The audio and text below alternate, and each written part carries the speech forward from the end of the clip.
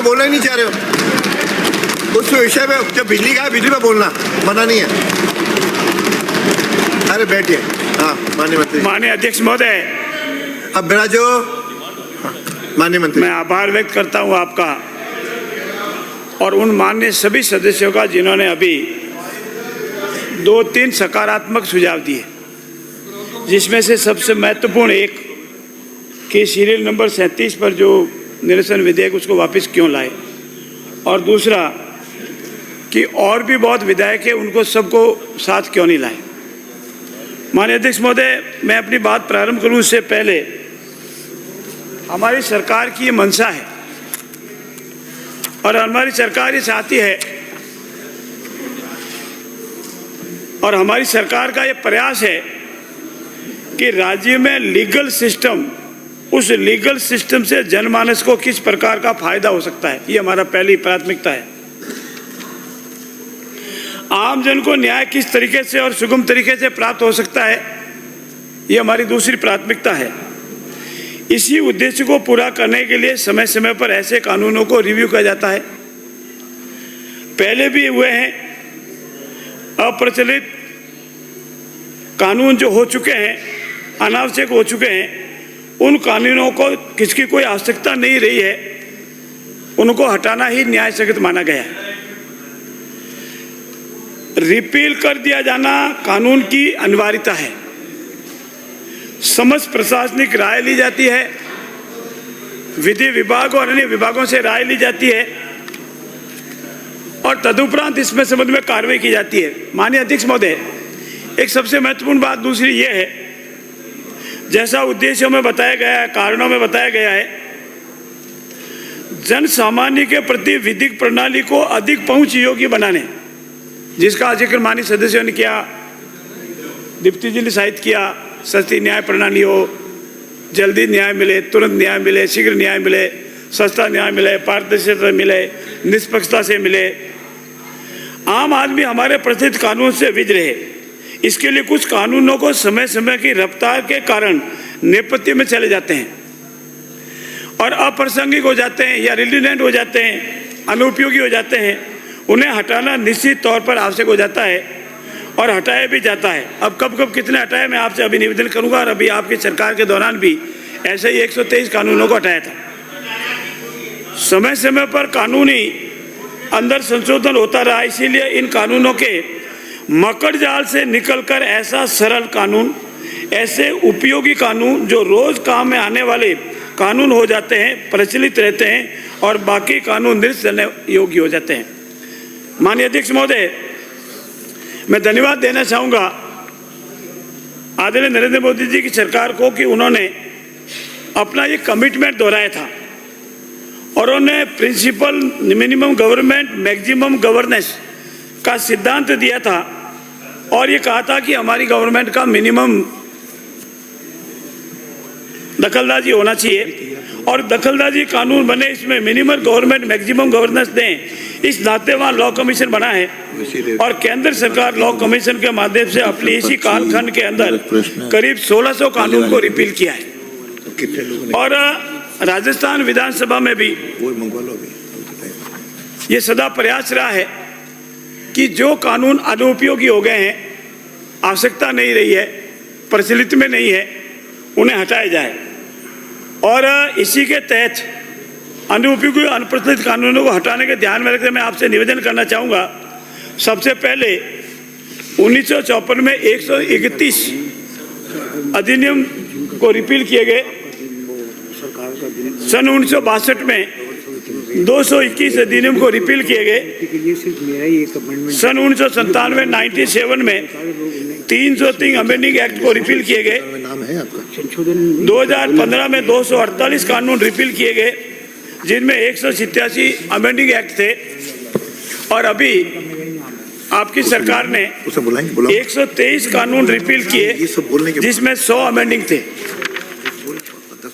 माननीय अध्यक्ष महोदय, ये आपको जानकर खुशी होगी कि 2015, 2023 और 2025 ये तीनों रिपीलिंग बिल की कार्रवाई विभिन्न अधिकारियों की संपादित की है।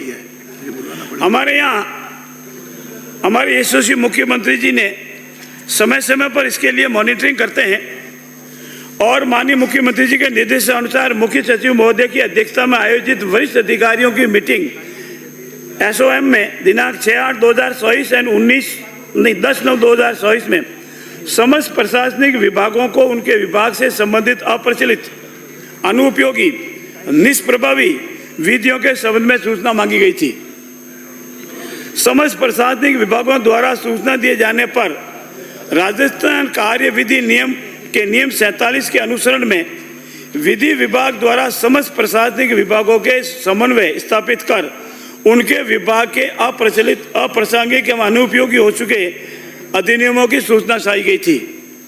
माननीय अध्यक्ष महोदय, अभी कुछ माननीय सदस्यों ने ये कहा इसमें से ज्यादातर पंचायत राज से संबंधित है।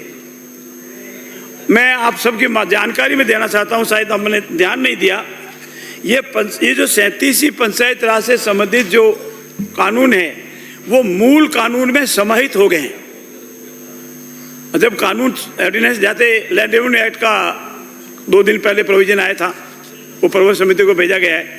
अगर वो अलाउ हुआ था तो मूल लैंड रेवेन्यू एक्ट 1956 में समाहित 101 में चला जाता, उसकी उपयोगिता खत्म हो जाती। इसी तरह ये जो सीटें भी 37 पंचायत राज से संबंधित या दूसरे जो 45 कानून है वो मूल कानून में समाहित हो गए, सिवाय 37 नंबर सीरियल के, उसका मैं आपसे अलग रिप्लाई दूंगा। इसीलिए इनकी आवश्यकता यूं नहीं रही कि जब ये मूल कानून में ही भाग बन गए हैं तो इसकी ऑर्डिनेंस की जरूरत नहीं रहती है। पंचायत राज विभाग के 37 अधिनियमों को, स्वायत्त शासन विभाग के 5 अधिनियमों को, प्रशासनिक सुधार के 1 अधिनियम, कृषि विभाग का 1 अधिनियम तथा उद्योग एवं वाणिज्य विभाग के 1 अधिनियम की सूचना सक्षम स्तर पर अनुमोदन करवाकर प्रदान की गई, जिस पर विधि विभाग द्वारा विभिन्न प्रशासनिक विभागों से प्राप्त सूचना को समेकित कर राजस्थान कार्य विधि के नियम 47 के अनुसरण में निरस्तीकरण विधेयक का ड्राफ्ट तैयार कर सक्षम स्तर से अनुमोदन पश्चात 45 विधियों को निरस्त किए जाने संबंधी राजस्थान विधिया निरसन विधेयक 2000 तैयार किया गया है। माननीय अध्यक्ष महोदय, मैं आपकी जानकारी के लिए यह भी बता दूं कि ये जो 45 की लिस्ट है, इसमें जो 37 नंबर पर जो कानून है जिसके संबंध में माननीय सदस्यों की जिज्ञासा थी, ये जिज्ञासा को समझने से पहले 3 कानून को समझना पड़ेगा। सेंट्रल का एक्ट है सूचना का अधिकार।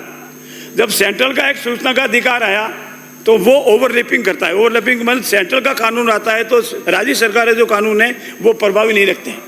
इसीलिए इस राजस्थान के कानून को समाप्त करने के लिए ये एक्ट लाया था, और जब राजस्थान का कानून समाप्त हो गया, सेंट्रल का एक्ट प्रभावी हो गया और सूचना के अधिकार के तहत सेंट्रल से कार्रवाई होती है, तो ये जो अधिक लाया था 37 राजस्थान सूचना अधिकार नियम 2, इसकी कोई आवश्यकता नहीं रही थी, इसीलिए इसको ये तो अधिकार किया गया है। आप सब भी बोलेंगे। मेरा आपसे निवेदन ये भी है, मैं कैसे सूचना अधिकार आज की तारीख में पूरे हिंदुस्तान में, पूरे भारत में सेंट्रल का एक्ट प्रभावी है, इसलिए इसकी आवश्यकता नहीं। और इसको निरस्त करने का कारण यही तो, ये तो राजस्थान के एक्ट को निरस्त निपिल का कैंप लाया था और वो रिपील हो गया, अब इसकी कोई आवश्यकता नहीं, सेंट्रल एक्ट प्रभावी है। हो गया। लास्ट में मेरा माननीय अध्यक्ष महोदय निवेदन है, आपको ये जानकर आश्चर्य भी होगा और खुशी भी होगी कि अभी माननीय शांति धारीवाल साहब पधार गए हैं, उनकी डिबेट की मैं पूरी कॉपी लेकर आया हूँ। बैठे हैं, ये बोलेंगे अभी भी। ये इनको बोलना ही चाहिए, इनको बोलना है। अभी तो जवान है? हाँ उपाध्यक्ष की कुर्सी पर है, नहीं विचार ऊंचा है, नहीं उस पे तो नहीं है, लगता है माननीय विपक्ष के नेता को राय विचार विमर्श दे रहे हैं। नहीं,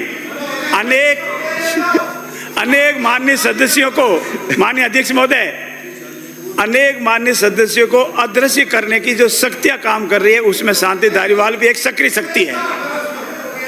मेरा निवेदन यह है, मैं यह सदन को यह भी अवगत करा देना जरूरी समझता हूं, इस बिल के द्वारा रिपील होने जा रहे अमेंडिंग एक्ट के द्वारा मूल अधिनियम में जो संशोधन किया गया था, जिसका मैंने अभी आपसे जिक्र किया, वो मूल अधिनियम में सम्मिलित हो गया है। 1 मिनट, और ये सदैव रहेगा। और जब वो मूल अधिनियम सदैव रहेगा तो इसकी जरूरत आवश्यकता नहीं रहती है। इस कारण बिल की सूची में बताए गए 44 संशोधित अधिनियम अपना काम कर चुके हैं और इनको इंस्टीट्यूट बुक में बनाए रखने की कोई आवश्यकता नहीं थी, अतः उन्हें निरसित किया जा रहा है। इस सूची में राजस्थान सूचना का अधिकार निरसन अधिनियम 2 भी है, जिसे इंस्टीट्यूट बुक से हटाने के लिए उद्देश्य से रिपील किया जा रहा है। राजस्थान जनरल क्लोजेज एक्ट 1955 की धारा 7 ये स्पष्ट कर देती है कि कोई अधिनियम जिसके द्वारा किसी मूल अधिनियम में संशोधन किया जाता है, उसे यदि बाद में रिपील कर दिया जावे तो वह संशोधन निरंतर बना रहता है। इसलिए मेरा आपसे अनुरोध है माननीय अध्यक्ष महोदय कि ये जो मैंने आपके सामने सुधिया निरसन का लाया है, इसे स्वीकार फरमाया जावे। धन्यवाद। प्रश्न ये है कि राजस्थान विद्या निरसन विधेयक 2025 को